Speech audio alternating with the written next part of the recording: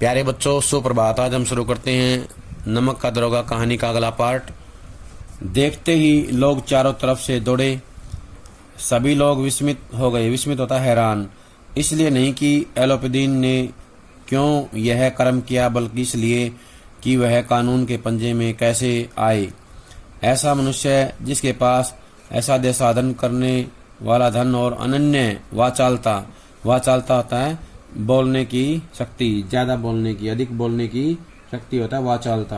वाचालता क्या होता है? अधिक बोलने की शक्ति। वाचालता हो, वह क्यों कानून के पंजे में आए। प्रत्येक मनुष्य उनसे सहानुभूति प्रकट करता था। बड़ी तत्परता से इस आक्रमण को रोकने के निमित्त के लिए वकीलों की एक सेना तैयार की गई। न्याय के मैदान में धर्म और धन में युद्ध ठन गया। वंशीधर चुपचाप खड़े थे। उनके पास सत्य के सिवा न कोई बल था, न स्पष्ट भाषण के अतिरिक्त कोई शस्त्र। गवाह थे किंतु लोभ से डावाडोल था, डगमगाने वाले। यहाँ तक कि मुंशी जी को न्याय भी अपनी ओर से कुछ खिंचा हुआ दिख पड़ता था। वह न्याय का दरबार था, परंतु उसके कर्मचारियों पर पक्षपात का नशा छाया हुआ था। किंतु पक्षपात और न्याय का क्या मेल? जहाँ पक्षपात हो वहाँ न्याय की कल्पना भी नहीं की जा सकती। मुकदमा शीघ्र ही समाप्त हो गया।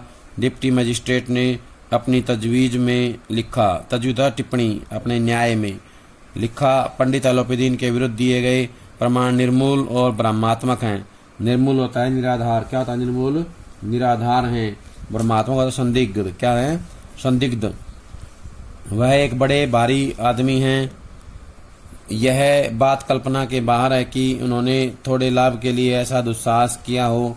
यद्यपि नमक के दरोगा मुंशी वंशीधर का अधिक दोष नहीं है, लेकिन यह बड़े खेद की बात है कि उसकी उदंडता और विचारहीनता के कारण एक भले मानुष को कष्ट झेलना पड़ा।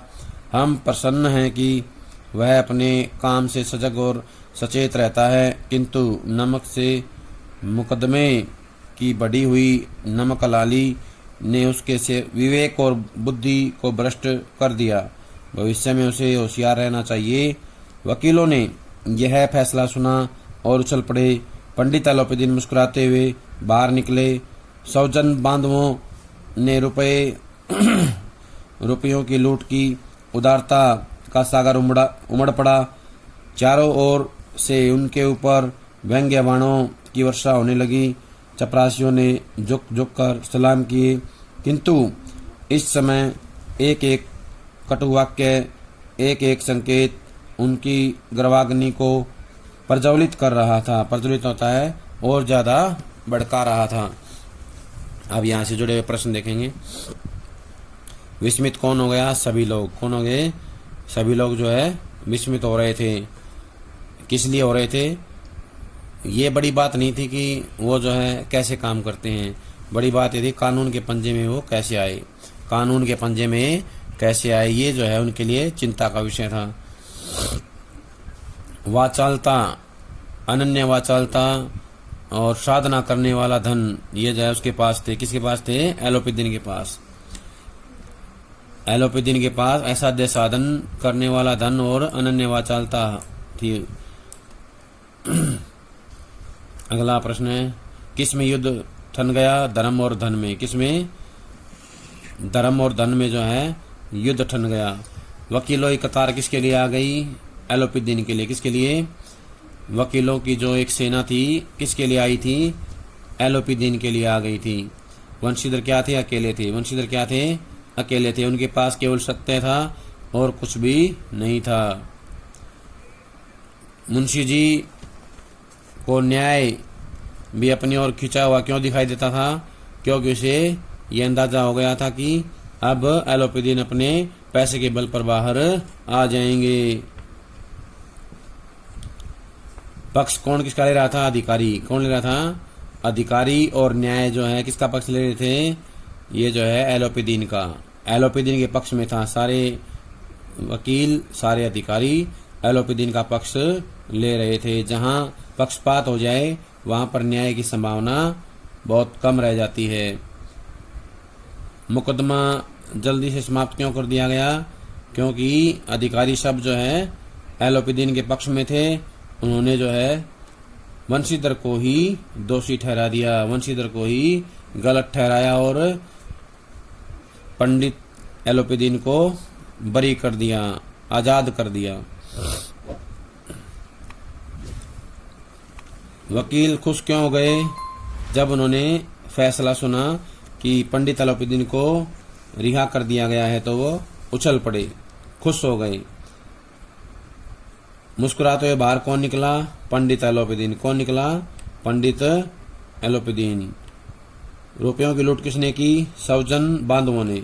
सौजन बांधवों ने जो है रुपयों की लूट की। उदारता का सागर उमड़ पड़ा, उसकी लहरों ने अदालत की नींव तक हिला दी। उदारता तो दयालुता। किसका सागर उमड़ पड़ा? दयालुता का। किसकी नींव हिल गई? अदालत की। किसकी नींव हिल गई? अदालत की नींव हिल गई। किसने झुककर सलाम किए? चपरासियों ने। किसने किए? चपरासियों ने झुककर के सलाम किए। कदाचित इस मुकदमे में सफल होकर वह इस तरह अकड़ते हुए न चलते। आज उन्हें संसार का एक खेदजनक विचित्र अनुभव हुआ। न्याय और विद्वता, लंबी चौड़ी उपाधियां, बड़ी बड़ी दाढ़ियां और ढीले चोगे एक भी सच्चे आदर के पात्र नहीं हैं। वंशीधर ने धन से बैर मोल लिया था, उसका मूल्य चुकाना अनिवार्य होता है, जरूरी। कठिनता से एक सप्ताह बीता होगा कि मुअत्तली का परवाना आ पहुंचा। मुअत्तली होता है नौकरी से बर्खास्त करने का, नौकरी से निकालने का जो आदेश है वह आ पहुंचा। कार्यपरायणता का दंड मिला। कार्यपरायणता होता है अपना काम ईमानदारी से करने का, अपनी ड्यूटी करने का, ईमानदारी से काम करने का दंड मिला। बेचारे भगन हृदय शोक और खेद से व्यथित मान्यता पीड़ित घर को पहुंचे। बूढ़े मुंशी जी तो पहले ही से कुड़बुड़ा रहे थे कि चलते चलते इस लड़के को समझाया था, लेकिन इसने एक ने सुनी। सब मनमानी करता है। हम तो कलवार और कसाई के तगादे सहें, बुढ़ापे में भगत बनकर बैठे और वहाँ बस वही सूखी तनख्वाह। हमने भी तो नौकरी की है और कोई ओहदेदार नहीं थे, लेकिन काम किया, दिल खोल कर किया। और आप ईमानदार बनने चले हैं। घर में चाहे अंधेरा हो, मस्जिद में अवश्य दिया जलाएंगे। खेद, ऐसी समझ पर पढ़ना लिखना सब अकार्थ गया। इसके थोड़े ही दिनों बाद जब मुंशी वंशीधर इस दुरावस्था यानी बुरी हालात में घर पहुंचे और बूढ़े पिताजी ने समाचार सुना तो सिर पीट लिया। बोले, जी चाहता है कि तुम्हारा और अपना सिर फोड़ लूं। बहुत देर तक पछता कर हाथ मलते रहे। क्रोध में कुछ कठोर बातें भी कहीं, और यदि वंशीधर वहां से टल न जाते तो अवश्य ही वह क्रोध विकट रूप धारण करता। वृद्धा माता को भी दुख हुआ। जगन्नाथ और रामेश्वर यात्रा की कामनाएं मिट्टी में मिल गई। पत्नी ने तो कई दिनों तक सिरे मुंह से बात भी नहीं की। इसी प्रकार एक सप्ताह बीत गया। संध्या का समय था। बूढ़े मुंशी जी बैठे राम नाम की माला जप रहे थे।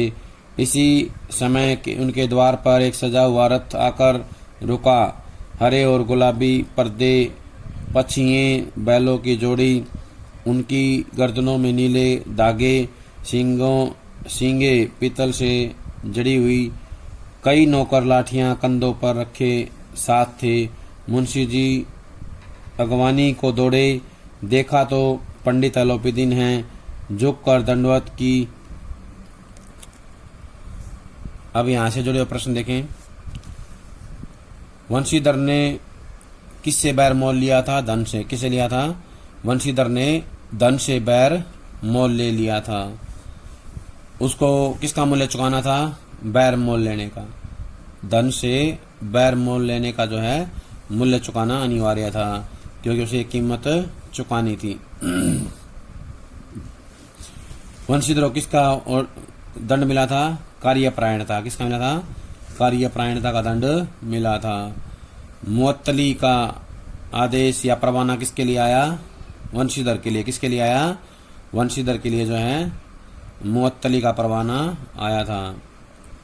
अगला है, कौन कुड़बुड़ा रहे थे? मुंशी जी। कौन कुड़बुड़ा रहे थे? बूढ़े मुंशी जी जो है कुड़बुड़ा रहे थे। बूढ़े मुंशी जी क्यों दुखी थे? क्योंकि उनकी बातें वंशीधर ने नहीं मानी थी। उनकी बातें वंशीधर ने नहीं मानी थी। मुंशी जी क्या चाहते थे? उनका बेटा जो है ईमानदारी की बजाय रिश्वत लेकर भी काम करना पड़े तो कर दे, इसलिए जो है वो ज्यादा दुखी थे।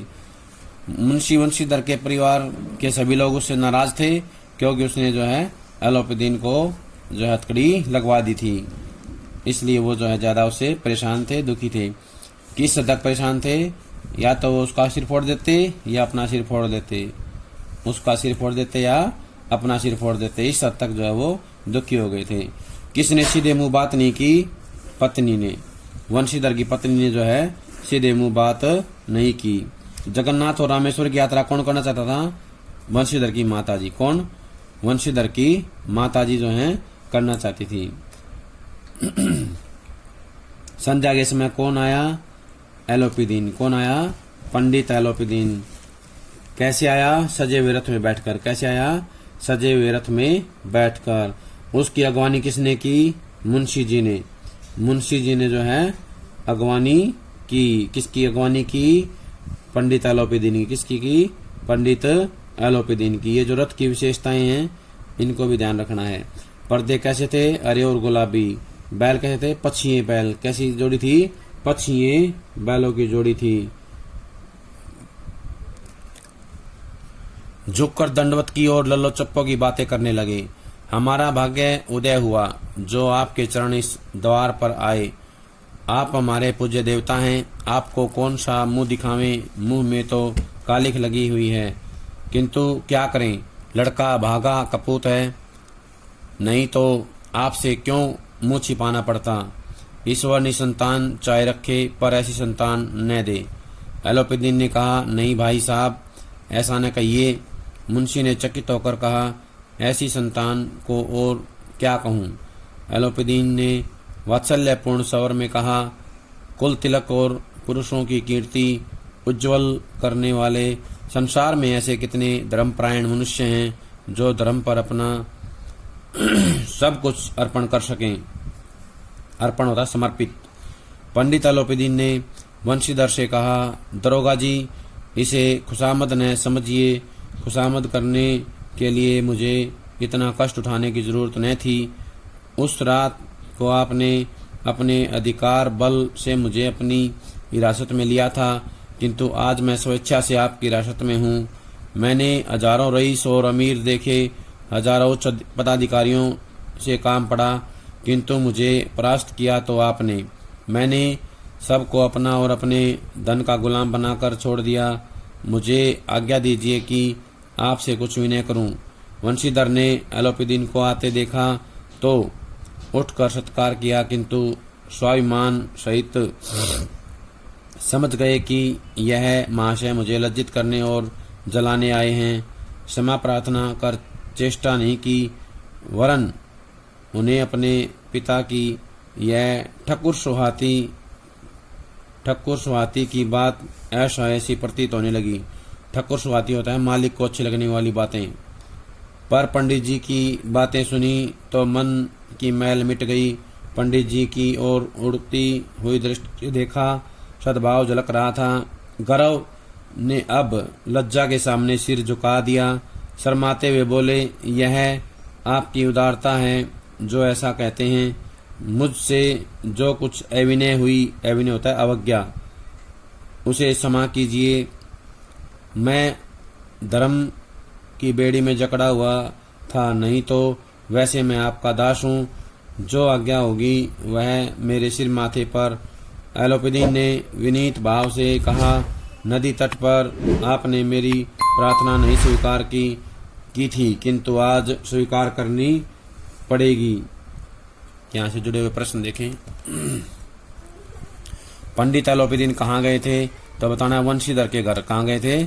वंशीधर के घर गए थे। वहां पर क्या हुआ?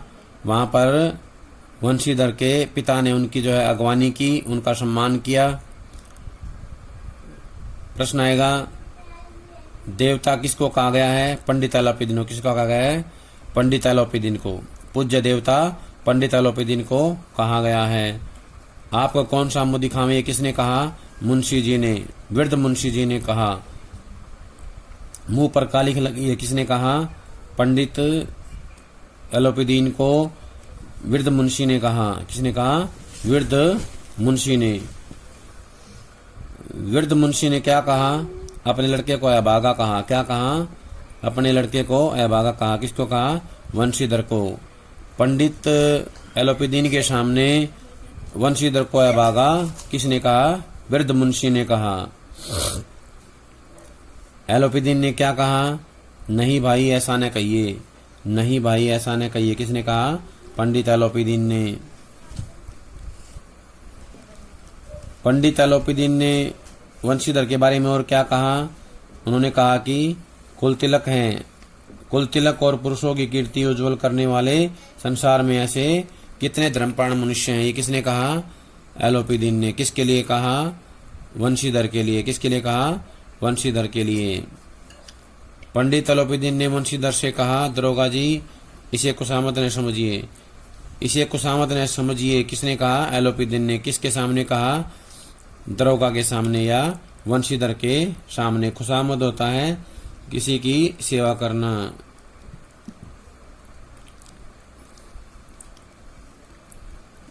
अगला प्रश्न है, वंशीधर ने एलोपीदीन को आते देखा तो क्या किया?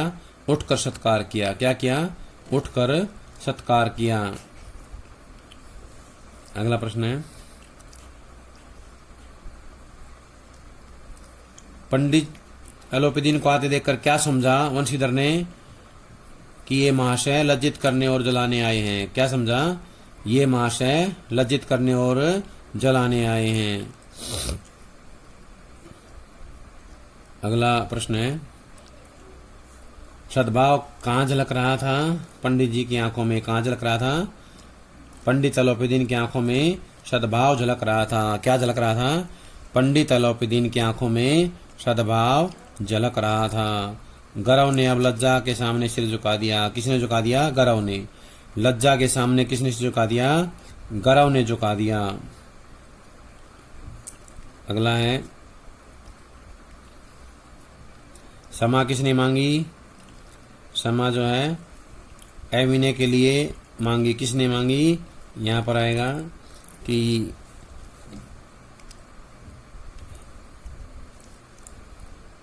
मुझसे अविनय हुई उसे क्षमा कीजिए, ये कहा दरोगा ने। किसने कहा?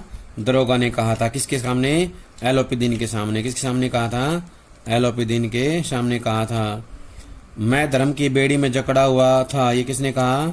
दरोगा ने। किसने कहा? दरोगा ने कहा था। किसको कहा था? एलोपीदीन को। या एलोपीदीन के सामने कहा था। एलोपीदीन ने विनीत भाव से कहा, नदी तट पर आपने मेरी प्रार्थना नहीं स्वीकार की थी, किंतु आज स्वीकार करें। तो ये बात किसने कही? एलोपीदीन ने। किससे कही? दरोगा से। किससे कही? दरोगा से कही थी कि वो उनकी प्रार्थना को स्वीकार कर लें। वंशीधर बोले, मैं किस योग्य हूँ, किंतु जो कुछ सेवा मुझसे हो सकती है उसमें त्रुटि न होगी। एलोपीदीन ने एक स्टाम्प लगा हुआ पत्र निकाला और उसे वंशीधर के सामने रखकर बोले, इस पद को स्वीकार कीजिए और अपने हस्ताक्षर कर दीजिए। मैं ब्राह्मण हूँ। जब तक यह सवाल पूरा न कीजिएगा द्वार से न हटूंगा। मुंशी वंशीधर ने उस कागज को पढ़ा तो कृतज्ञता से आंखों में आंसू भर आए। पंडित एलोपीदीन ने उनको अपनी सारी जायदाद का स्थायी मैनेजर नियत कर दिया। जायदाद होता है धन संपत्ति, स्थायी होता है परमानेंट, नियत होता है नियुक्त करना। 6,000 वार्षिक वेतन के अतिरिक्त रोजाना खर्च अलग, सवारी के लिए घोड़े, रहने को बंगला, नौकर चाकर मुफ्त। कंपित स्वर में बोले, पंडित जी, मुझ में इतनी सामर्थ्य नहीं है कि आपकी उदारता की प्रशंसा कर सकूं, किंतु मैं ऐसे उच्च पद के योग्य नहीं हूँ। एलोपीदीन हंसकर बोले, मुझे इस समय एक अयोग्य मनुष्य की ही जरूरत है। वंशीधर ने गंभीर भाव से कहा, यों मैं आपका दास हूँ। आप जैसे कीर्तिवान सज्जन पुरुष की सेवा करना मेरे लिए सौभाग्य की बात है, किंतु मुझ में न विद्या है, न बुद्धि, न वह स्वभाव जो इन त्रुटियों की पूर्ति कर देता है। ऐसे महान कार्य के लिए एक बड़े मर्मज्ञ अनुभवी मनुष्य की जरूरत है। एलोपीदीन ने कलमदान से कलम निकाली और उसे वंशीधर के हाथ में देकर बोले, न मुझे विद्वता की चाह है, न अनुभव की, न मर्मज्ञता की, न कार्य कुशलता की, न कि इन गुणों के महत्व का परिचय खूब पा चुका हूँ। अब सौभाग्य और सुअवसर ने मुझे वह मोती दे दिया है जिसके सामने योग्यता और विद्वता की चमक फीकी पड़ जाती है। यह कलम लीजिए, अधिक सोच विचार न कीजिए, दस्तखत कर दीजिए। परमात्मा से यही प्रार्थना है कि वह आपको सदैव वही नदी के किनारे वाला बेमुरव्वत, उदंड, कठोर परंतु धर्मनिष्ठ दरोगा बनाए रखे। तो यहाँ से जुड़े प्रश्न देखें। मैं किस योग्य हूँ, किंतु जो सेवा मुझसे हो सकती है उसमें त्रुटि नहीं होगी। किसने कहा? वंशीधर ने। किसने कहा? वंशीधर ने। एलोपीदीन ने क्या रख दिया वंशीधर के आगे? तो बताना है स्टाम्प लगा हुआ पत्र। क्या रख दिया?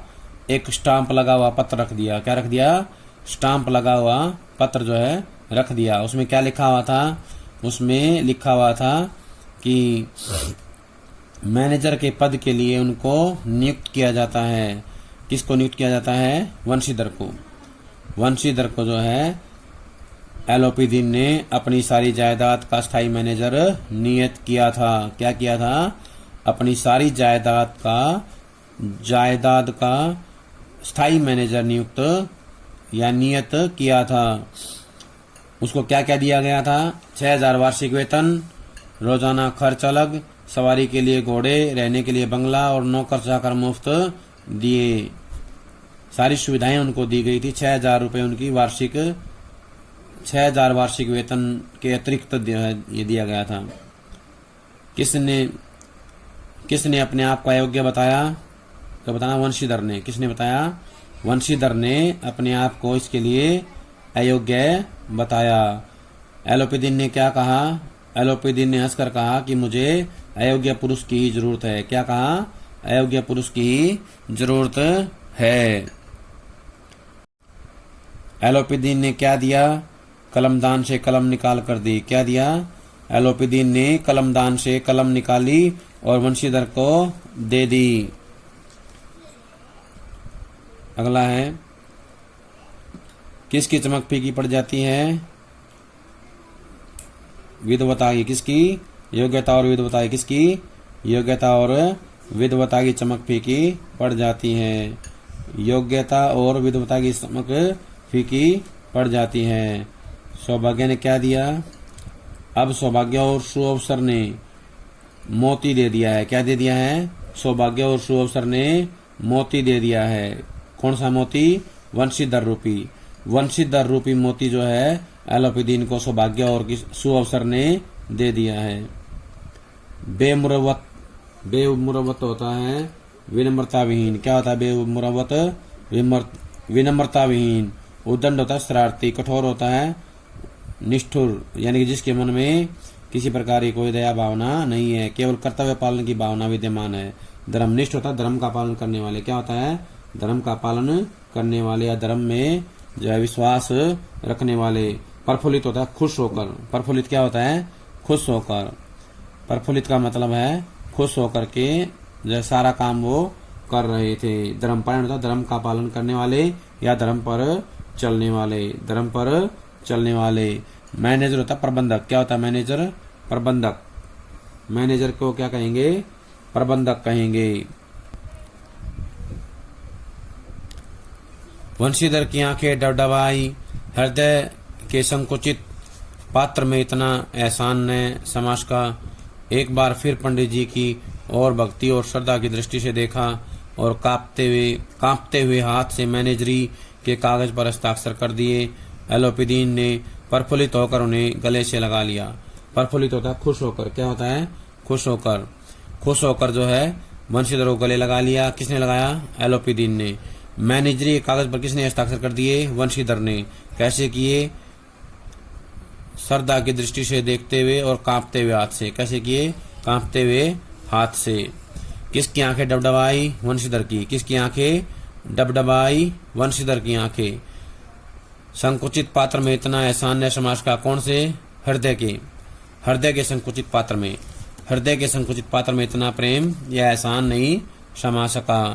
प्यारे बच्चों, ये था हमारा नमक की दरोगा कहानी का लास्ट पार्ट। सब इसको पढ़ लेंगे, समझ लेंगे और इसके प्रश्न उत्तर अपनी कॉपी में लिख लेंगे। जब तक अगला वीडियो नहीं आता है तब तक ये सारा काम पूरा कर लें। सभी का बहुत बहुत धन्यवाद।